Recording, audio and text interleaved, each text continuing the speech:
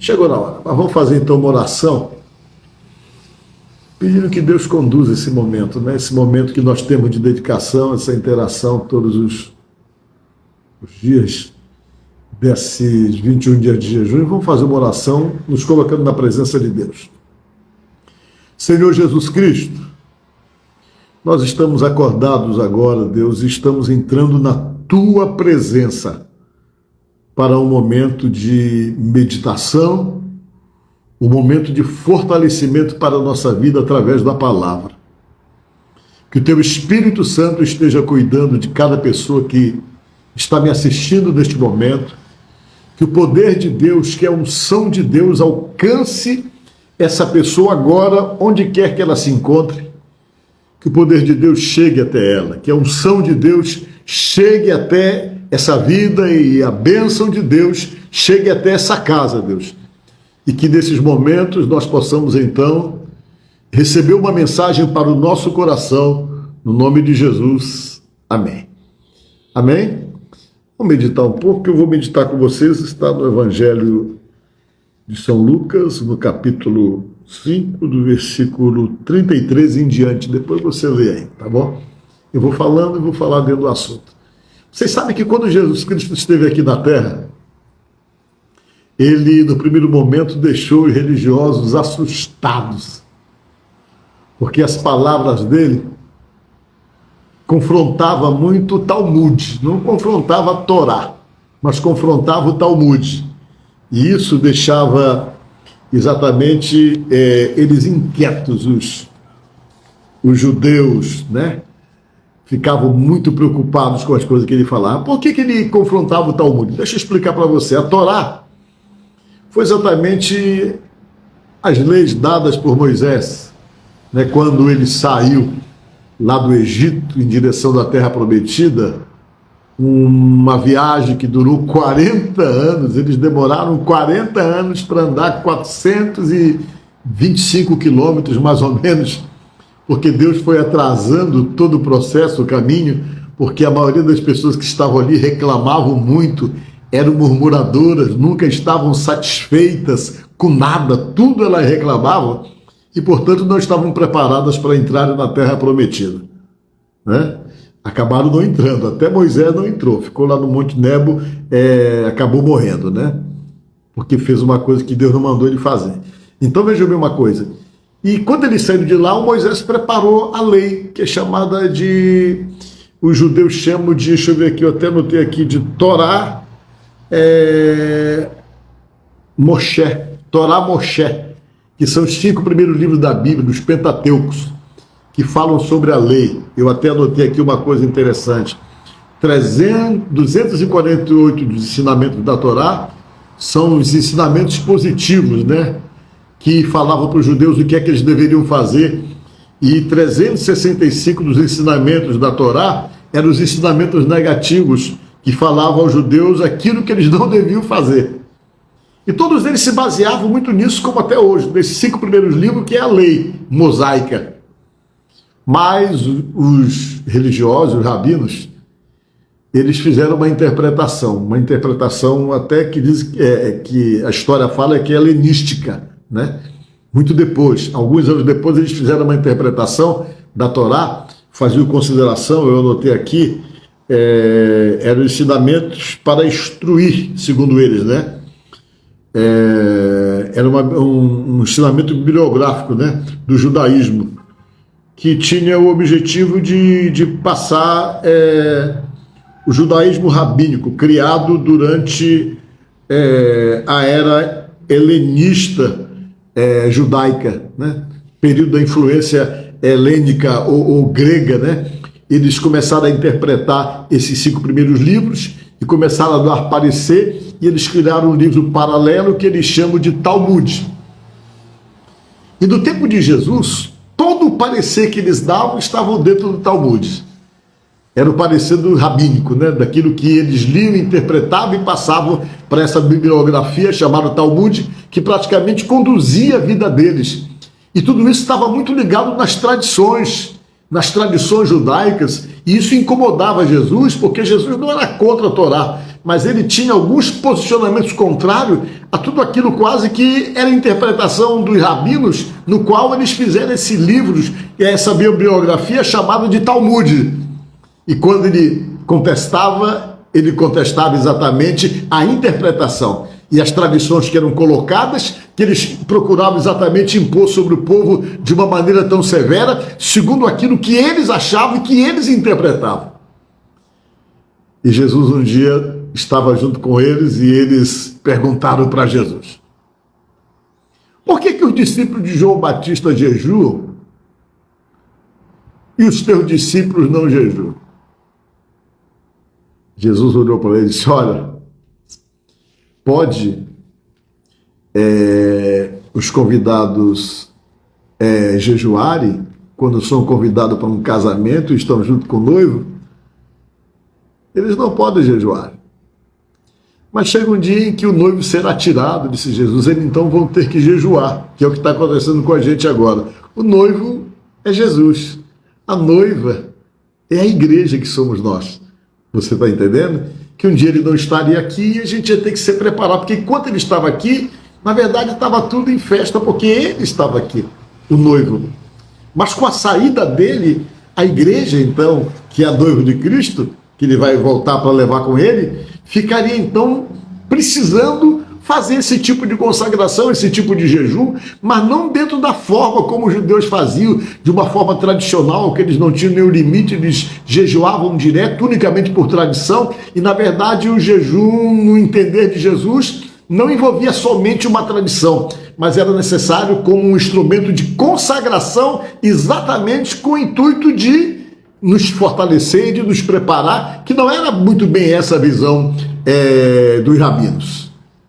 E ele pegou, falou isso, depois que ele falou isso, ele disse, pois é, a gente não pode pegar um pano novo e fazer remendo numa roupa velha, disse ele. Assim como você não pode pegar um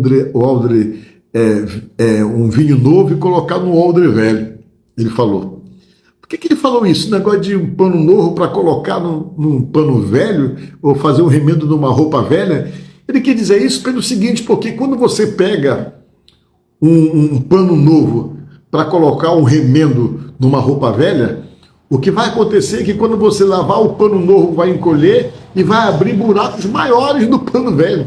Era isso que ele quer dizer. Da mesma forma, colocar vinho novo em odres velhos. Por quê? Porque esse vinho novo era colocado com um odre novo, que era feito de couro. E quando o vinho fermentava, o que acontecia? Que esse odre, que era guardado vinho, que era feito de couro, ele expandia e tinha como expandir, na medida em que fermentava o vinho, ele crescia junto com a expansão que os gases do vinho fermentado causavam.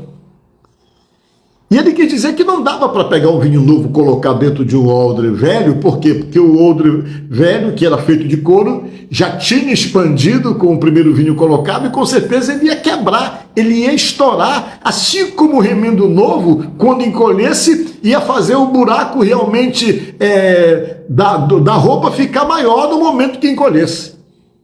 Mas o que ele queria mesmo falar com isso, gente?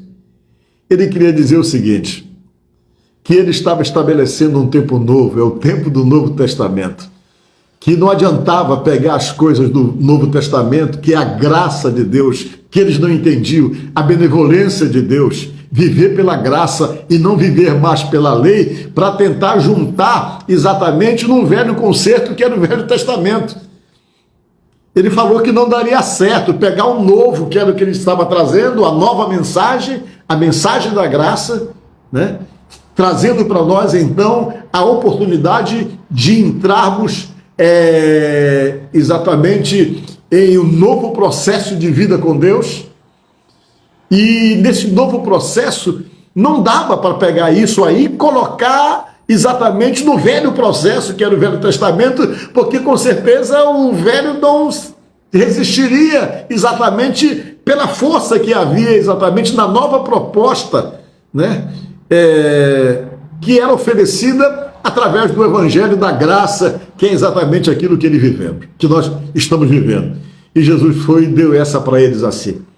Eles ouviam, mas com certeza não entendiam muito bem o que era que Jesus queria falar.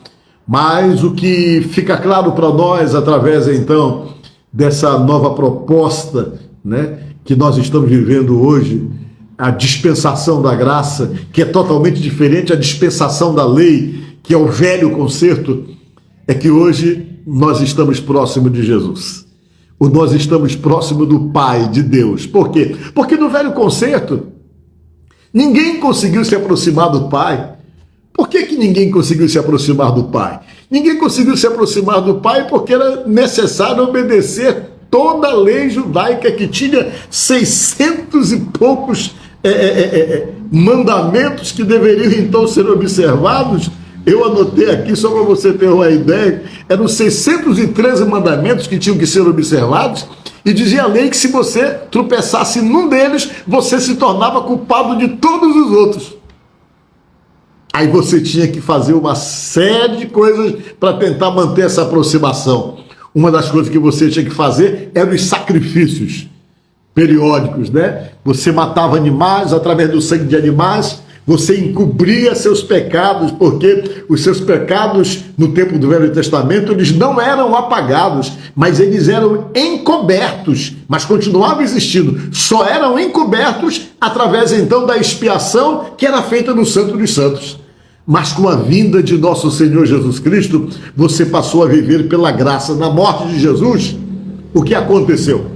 Aconteceu que você, eu e todos nós, na sua morte, passamos a ter os nossos pecados perdoados. Eles deixam de existir, eles não são mais encobertos. Através do sangue de Jesus, os nossos pecados deixam de existir, nós somos justificados e vivemos agora não no tempo da lei, mas no tempo da graça, que significa o quê? Favor imerecido, receber a bênção de Deus não por merecimento, receber a salvação de Deus não por merecimento, mas pelo sacrifício de nosso Senhor Jesus Cristo na cruz do Calvário, que pagou a sua dívida e que lhe dá o direito de salvação porque você creu no plano da cruz. E quais são as vantagens que nós temos disso? Muitas. Uma delas hoje, antes de Jesus, ninguém conseguia expulsar demônio. O máximo que as pessoas faziam era acalmar os demônios, como fazia o rei Davi, né?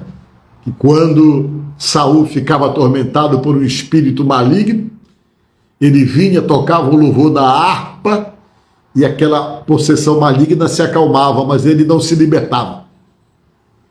Mas com a vinda de Jesus e depois a sua morte da cruz, ele passou para nós a autoridade de expulsarmos demônios. Nós passamos a ter essa autoridade porque ele disse lá em João 15:16 em diante: aquele que crê em mim, em meu nome expulsarão demônios. Você imaginou isso? Em meu nome expulsarão demônios, ele falou. Você passou a ter essa autoridade porque é o vinho novo que chegou para nós. Esse vinho novo não dava para colocar no odre velho. Então esse vinho novo que chegou nos deu essa autoridade. E ele mesmo disse para nós que essa luta a gente ia ter que travar sempre. Por quê? Porque os demônios são responsáveis por muitos problemas que acontecem na vida dos seres humanos, mas agora eles têm realmente como ser combatido o que não acontecia no Velho Testamento. Eles jogavam de grande, dominavam, perturbavam, e ninguém realmente tinha poder de colocá-los para fora da vida de uma pessoa. Quando Jesus chegou, Jesus começou esse processo, porque Jesus, o Filho de Deus, sempre teve autoridade para expulsar demônio.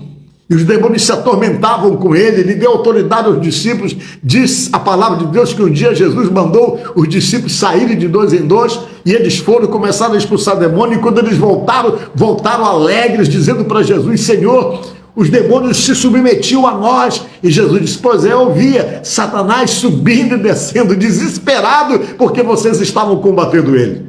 Mas olha, não se alegrem por isso. Antes se alegrem, pelo vosso nome está escrito no livro da vida. Foi o que falou Jesus aos discípulos. Se alegrem pelo fato de estarem salvos. E diz a palavra de Deus que que isso foi passado para nós que cremos. Então agora você sabe como fazer o combate. Hoje, no mundo espiritual, as forças que se levantam, as obras malignas que vêm contra você, contra a tua casa, contra a tua família, você tem como resistir hoje, porque você está revestido com a graça de Deus e lavado no sangue do Cordeiro, e você tem como resistir à obra maligna. E quando você resiste, a palavra de Deus nos fala que o inimigo foge. É isso que fala lá no livro de Tiago. E resistir ao diabo e ele fugirá de vós. E você tem autoridade para resistir quando você ora, quando você faz um jejum que se consagra a Deus e começa a resistir às ações que se levantam, seja na tua casa, seja na tua vida, seja na vida de alguém. Você tem autoridade para fazer isso. Por que você tem autoridade? Porque Jesus deu para você, ele pagou o preço, ele derramou sangue lá no alto da cruz e deu para você o poder e a autoridade para combater as obras do maligno. Hoje você tem essa autoridade. Você está me entendendo? É o vinho novo que chegou até você através de nosso Senhor Jesus Cristo. Ele subiu, mas não deixou você de qualquer jeito. Ele deixou você com autoridade. Se você crê nele, se a sua vida realmente pertence para ele, ele lhe dá autoridade. Lhe dá autoridade para você poder se defender das obras do diabo, das obras malignas, que muitas vezes vêm sobre a vida, sobre a casa, sobre a família, sobre pessoas que amamos. Você passa a ter essa autoridade para poder combater. É aí que entra a questão do jejum. Ele falou no texto que eu li, o que eu comentei, que está no Evangelho de São Lucas, no capítulo 5, do versículo 33 em diante, ele falou que um dia o noivo seria tirado e que a gente precisaria jejuar. E é o que nós estamos fazendo agora. Jejuando para nos fortalecermos e ficarmos fortes na presença de Deus. E assim orarmos a Deus em favor da nossa casa, em favor da nossa família, em favor da nossa vida, em favor das pessoas que amamos, em favor daqueles que nos dão preocupação, em favor daqueles que nos fazem chorar, em favor daqueles que nos rejeitam, em favor daqueles que nos perseguem. Você começa a orar. E essa oração tem muito poder, porque você recebeu autorização para falar no nome de Jesus. E quando você jejua e ora, disse Jesus que todo e qualquer tipo de qualidade, ou de tipo, ou de qualificação de demônios se submetem à sua autoridade e à sua oração. Portanto, você que me assiste agora, sabe que você está no caminho certo. Você está se preparando. E nessa preparação, a tua oração vai ficar cheia de autoridade. E com essa oração cheia de autoridade, que existe no nome de Jesus, e na tua consagração, você vai poder orar e repreender muita coisa da sua vida, da sua casa, e da vida de pessoas que você quer bem. Tá certo? Então, continue firme no seu propósito, porque isso é consagração. E isso vai dar uma resposta de bênção e de vitória da parte de Deus para a minha vida, para a tua vida e para a vida de todos nós, que somos lavados no sangue do Cordeiro e comprometidos com nosso Senhor Jesus Cristo. Amém? Que Deus te abençoe. Vamos orar? Vamos pedir a Deus em favor da sua vida, vamos orar como estamos fazendo todas as noites, orar em favor do teu lar, orar em favor da tua casa, orar em favor da tua família, pedir que Deus venha abençoar, tá certo? Pense em Deus aí. Aquele pedido que você está fazendo esses dias todinho a Jesus, faça agora novamente. Apresente a Deus e vamos confiar na resposta de Deus. Amém? Espero que a palavra tenha falado com você, que você tenha entendido esse negócio de remendo novo em roupa velha e de vinho novo em odres velhos. Entendeu? Espero que você tenha compreendido e tenha entendido isso que nos fala a palavra de Deus. Vamos orar então. Senhor nosso Deus e nosso Pai, em nome de Jesus Cristo, eu estou orando em favor dessa pessoa que me assiste agora. E a primeira coisa que fazemos na tua presença é clamar pela tua misericórdia, é te agradecer pelas bênçãos que o Senhor tem nos dado, é pedir perdão dos nossos pecados, é agradecer pela proteção que o Senhor tem dado a todos nós. E nesta hora de oração, meu Deus, eu peço que tu venhas alcançar essa vida que me assiste agora com a tua bênção, essa pessoa que está precisando de uma bênção de cura. O Senhor é o médico dos médicos, diz a sua palavra, e nós acreditamos. Por isso nós oramos em nome de Jesus e pedimos que uma unção, que uma bênção de cura alcance essa pessoa que está doente. Toda doença, toda enfermidade, todos os males, doença da cabeça, dos ossos, dos nervos, do aparelho digestivo, do aparelho, meu Pai, respiratório, do aparelho circulatório, meu Pai, toda doença que está nesse corpo, do alto da cabeça à planta dos pés, as inflamações, as infecções, os males, que sejam repreendidos em nome de Jesus, que saia toda dor, que saia toda angústia dessa alma e desse coração, que saia, meu Pai, toda enfermidade que está na alma, como depressão, como angústia, tristeza extrema, síndrome de pânico e toda a perturbação, todos os males sejam repreendidos em nome de Jesus. Age com teu poder dentro dessa casa, dentro desse lar, no meio dessa família. Repreende as brigas, as contendas, a miséria, a desunião, a rebeldia, a agressividade, a grosseria, a revolta, a escassez. Em nome de Jesus, que esses males saiam dessa casa, saiam do meio dessa família, em nome de Jesus.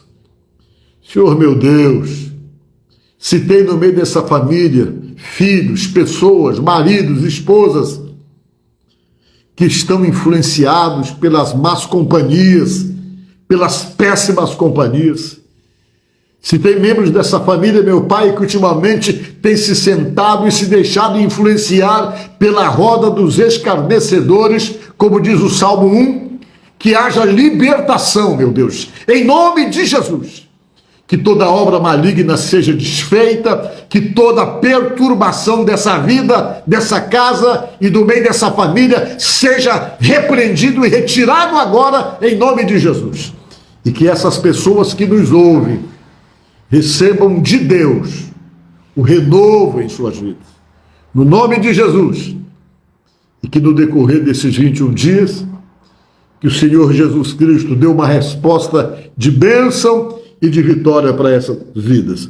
É o que eu te peço, ó Deus, e te agradeço, no nome de Jesus. Amém. Olha, eu agradeço você, porque você está conosco aqui. Quero aproveitar e avisar os irmãos lá da igreja do pastor Caio. Quero lembrar o nome do bairro agora. Eita, que deu branco do bairro agora. Mas a igreja do pastor Caio, que fica lá no bairro...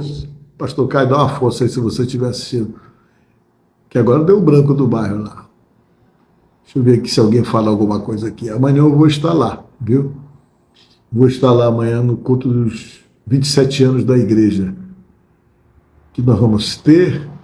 Vila dos Nobres, muito obrigado aqui, Juscelia, viu? Amanhã nós vamos estar lá na Vila dos Nobres, às 19 horas, o aniversário da igreja, de 27 anos, né? Pastor Caio está de parabéns, ali é uma igreja abençoadíssima, tá bom? E domingo, você sabe, domingo tem culto na igreja, né? Você não pode ficar só na live, não, tem que ir para a casa de Deus. E domingo tem culto 9h30 da manhã na Igreja da Península, né? E 5h30 da tarde também na Igreja da Península tem culto.